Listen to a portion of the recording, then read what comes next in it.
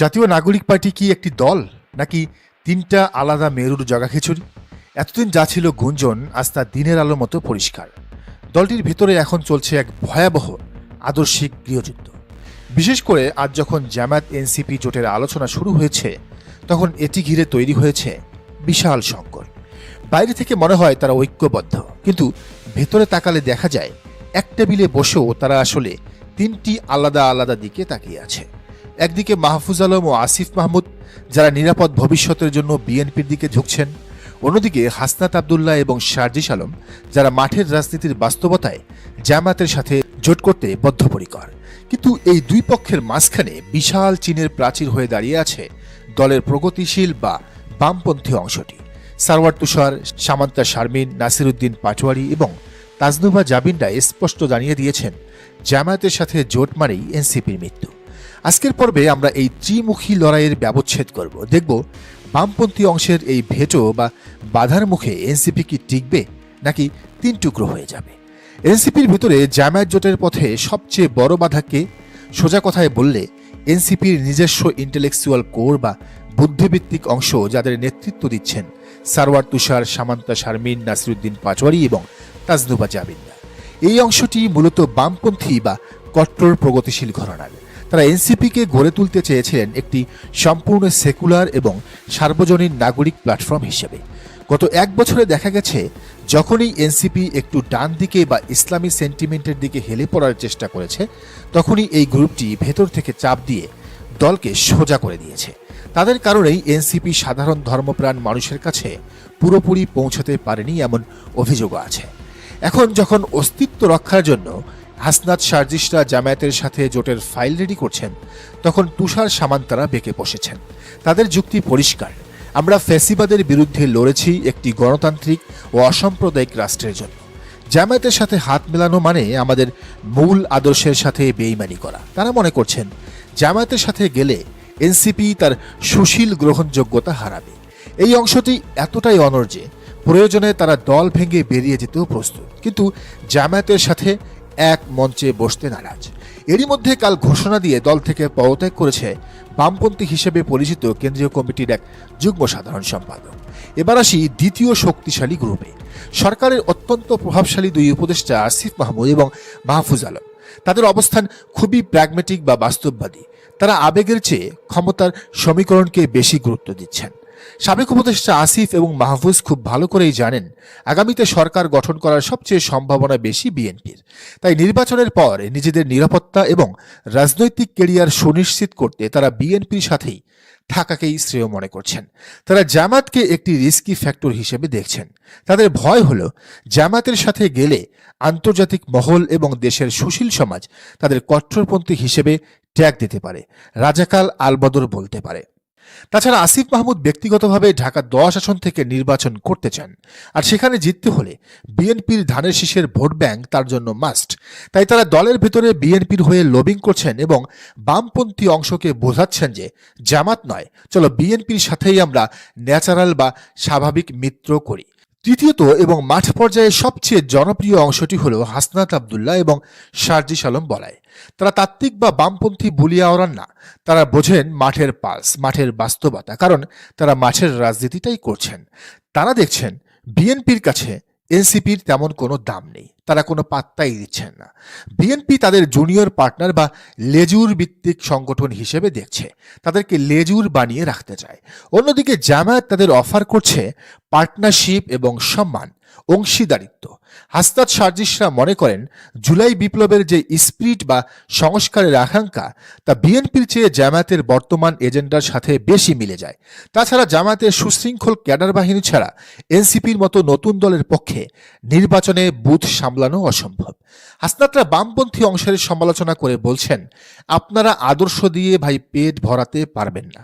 MP হতে হলে, সংসদ সদস্য হতে হলে, সংসদে যেতে হলে ভোট লাগে, আর সেই ভোট এবং লোকবল জামাতেরই আছে। এই গ্রুপটি এখন ডু অর ডাই সিচুয়েশনে আছে। তারা বামপন্থীদের আপত্তি উপেক্ষা করেই জামায়াতের সাথে এগোতে চাইছে। নাহিদ আক্তাররাও এই পক্ষেরই লোক।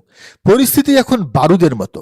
এনসিপি নামক জাহাজটি এখন তিন দিকে টানা হচ্ছে। এক, তুষার সামান্তারা জাহাজ থামিয়ে রাখতে চান আদর্শের দোহাই দিয়ে। আসিফ মাহমুদ আর মাহফুজরা জাহাজ ভেড়াতে চান বিএনপির ঘাটে, আর হাসনাত সাজিশরা জাহাজ নিতে চান জামাতের বন্দরে। একটি দল কি একই সাথে তিন দিকে যেতে পারে? অসম্ভব। এর ফলাফল হতে পারে ভয়াবহ বিস্ফোরণ। খুব সম্ভবত আগামী কয়েকদিনের মধ্যেই দেখা যাবে হয় বামপন্থী অংশটি মানে সারোয়ার তুষার, সামান্তা শারমিন, পাটোয়ারি, তাসনুবা জারমিনরা পদত্যাগ করেছেন, নয়তো তারা এনসিপিকে জামায়াতের সাথে জোট করা থেকে বিরত রাখতে সক্ষম হয়েছেন, যার ফলে এনসিপির নির্বাচনী ভরাডুবি নিশ্চিত হবে। এনসিপি কি তার ভেতরের এই বামপন্থী দেওয়াল ভাঙতে পারবে, নাকি এই দেওয়ালের নিচেই চাপা পড়ে যাবে জুলাই বিপ্লবের স্বপ্ন? আজ এনসিপি বা জাতীয় নাগরিক পার্টি যখন অস্তিত্ব রক্ষার খাতিরে জামায়াতে ইসলামীর সাথে হাত মেলাতে গিয়ে বামপন্থীদের বাধায় পড়ছে, তখন ঠিক ২৫ বছর পেছনের একটা দৃশ্য আমাদের চোখের সামনে ভাসছে। বছরটি ছিল ১৯৯৯ সাল। বিএনপি যখন প্রথমবারের মতো জামায়াতের সাথে জোট বাঁধে, তখনও প্রশ্ন উঠেছিল জিয়াউর রহমানের হাতে গড়া দল, যেখানে খেতাবপ্রাপ্ত মুক্তিযোদ্ধারা আছেন, তারা কিভাবে জামায়াতের সাথে এক মঞ্চে বসবেন? তখন বিএনপির প্রগতিশীল অংশটি কি করেছিল? আর আজ ২০২৫ সালে জুলাই বিপ্লবের ফসল এনসিপির ভেতরে থাকা বামপন্থী বা প্রগতিশীল অংশটি জামায়াতের সাথে এই দোস্তিকে কিভাবে দেখছে? চলুন তুলনামূলক বিশ্লেষণ করি। বিএনপি কিভাবে সেই বিষ হজম করে ক্ষমতায় গিয়েছিল তা জানলে বুঝবেন এনসিপির এখন কি করা উচিত। কারণ এনসিপির জন্য জামায়াতের সাথে জোটের পথে সবচেয়ে বড় বাধা তাদের নিজেদেরই ব্রেইন বা বামপন্থী অংশ। চলুন ফিরে যাই অতীতে। বিএনপির জন্ম হয়েছিল একটি মধ্য ডান বা সেন্টার রাইট দল হিসেবে, কিন্তু দলের ভেতরে মান্নান ভূঁইয়া, সাদেক হোসেন খোকা বা ডাক্তার বি চৌধুরীর মতো নেতাদের একটি বড় অংশ ছিল যারা মুক্তিযুদ্ধের চেতনায় বিশ্বাসী এবং প্রগতিশীল বা বাম ঘরানার মানসিকতার ছিলেন। যখন ১৯৯৯ সালে জোট হলো এবং বিএনপি ক্ষমতায় এলো, তখন বিএনপির এই অংশটি চরম অস্বস্তিতে পড়েছিল। তাদের ইগোতে লেগেছিল, যাদের বিরুদ্ধে ১৯৭১ সালের মুক্তিযুদ্ধ অস্ত্র ধরেছি তাদের সাথেই ভোটের রাজনীতি। কিন্তু তারা কেন বিদ্রোহ করেনি? উত্তরটা হলো কমন ইনেমি বা সাধারণ শত্রু। তখন তাদের সামনে একমাত্র লক্ষ্য ছিল আওয়ামী লীগকে ক্ষমতাচ্যুত করা। ১৯৯৬ সালে আওয়ামী লীগ যে ক্ষমতায় এসেছিল তাদেরকে ২০০১ সালের নির্বাচনে হারানো, এটাই ছিল তাদের কমন গোল। বিএনপির সেই প্রগতিশীল অংশটি বুঝেছিল জামাতের ভোট ব্যাংক ছাড়া আওয়ামী লীগকে হারানো একেবারে অসম্ভব। তাই তারা পাওয়ার পলিটিক্স বা ক্ষমতার স্বার্থে নিজেদের আদর্শিক অস্বস্তি বা ডিসকমফোর্ট গিলে ফেলেছিলেন। তারা জামায়াতকে সঙ্গী হিসেবে মেনে নিয়েছিলেন কেবল ক্ষমতায় যাওয়ার সিঁড়ি হিসেবে। তাদের কাছে আদর্শের চেয়ে দলের বিজয় বড় হয়ে দাঁড়িয়েছিল তখন। আর এই ঐক্যটি ধরে রেখেছিলেন বেগম খালেদা জিয়া। তিনি জামায়াত বিএনপি জোট টিকিয়ে রেখেছিলেন বহু বছর। কিন্তু ২০১৮ সালের পর থেকে যখন তারেক জিয়া এবং মির্জা ফখরুলের হাতে দলের দায়িত্ব পুরোপুরি চলে যায়, তখন জামাতের সাথে দূরত্ব বাড়ে বিএনপির। কারণ তখন খালেদা জিয়া অনেকটা অসুস্থ ছিলেন, ফলে ভেঙে যায় ২০ দলীয় জোট। এখানেও বামদের একটা বড় প্রভাব বিদ্যমান। বিশেষ করে সাবেক ছাত্র ইউনিয়ন কর্মী মির্জা ফখরুলের অবদান এখানে সবচেয়ে বেশি। এবার আসি বর্তমানে। এনসিপির জন্ম ইতিহাস বিএনপির চেয়ে আলাদা। এনসিপি গঠিত হয়েছে জুলাই বিপ্লবের উপর দাঁড়িয়ে, যেখানে বামপন্থী ছাত্র সংগঠন, সেকুলার অ্যাক্টিভিস্ট এবং প্রগতিশীল বুদ্ধিজীবীদের বিশাল একটা প্রভাব ছিল। গত এক বছরে আমরা কি দেখলাম? এনসিপি একটু ডান দিকে হেলে পড়ার চেষ্টা করলেই দলের ভেতরের এবং বাইরের এই প্রগতিশীল অংশটি তাদের ঠেলে সোজা করে দিয়েছে। তারা এনসিপিকে সার্বজনীন রাখতে বা মধ্যপন্থী বানাতে গিয়ে এমন এক জায়গায় আটকে রেখেছে যেখানে না আছে ধর্ম, না আছে কর্ম, আর না আছে ডানপন্থী সেন্টিমেন্ট। ফলাফল, বাংলাদেশের মতো একটি দেশে যেখানে মেজরিটি মানুষ ধর্মপ্রাণ এবং ডানপন্থী মানসিকতার, সেখানে এনসিপির শেকড় গভীরে যেতে পারেনি। তারা সোশ্যাল মিডিয়ায় জনপ্রিয় হলেও গ্রামে গঞ্জে এতিম হয়ে পড়েছে। এখন যখন ভোটের মাঠে অস্তিত্ব টিকিয়ে রাখতে এনসিপি জামায়াতের দিকে হাত বাড়িয়েছে, তখন দলের ভেতরের সেই বামপন্থী অংশটি সবচেয়ে বড় প্রাচীর হয়ে দাঁড়িয়েছে। এখানেই বিএনপির সাথে এনসিপির মূল পার্থক্য। বিএনপির প্রগতিশীলরা ছিলেন পলিটিশিয়ান, তারা বুঝতেন রাজনীতিতে ২-২-৪, তাই তারা জামায়াতকে মেনে নিয়েছিলেন স্ট্র্যাটেজিক পার্টনার হিসেবে। এদিকে এনসিপির প্রগতিশীলরা হলেন আইডিওলজিস্ট বা তাত্ত্বিক। এদের ভিতর কোনো রাজনীতি নাই, এরা কোনো রাজনীতির রয় বোঝে না। এনসিপির ভেতরে থাকা এই বামপন্থী অংশটি রাজনীতির অঙ্কের চেয়ে নিজেদের সেকুলার ইমেজ নিয়ে বেশি চিন্তিত। তারা জামাতের সাথে জোটকে দেখছেন বিপ্লবের সাথে বিশ্বাসঘাতকতা হিসাবে, জুলাই বিপ্লবের সাথে বেইমানি হিসাবে।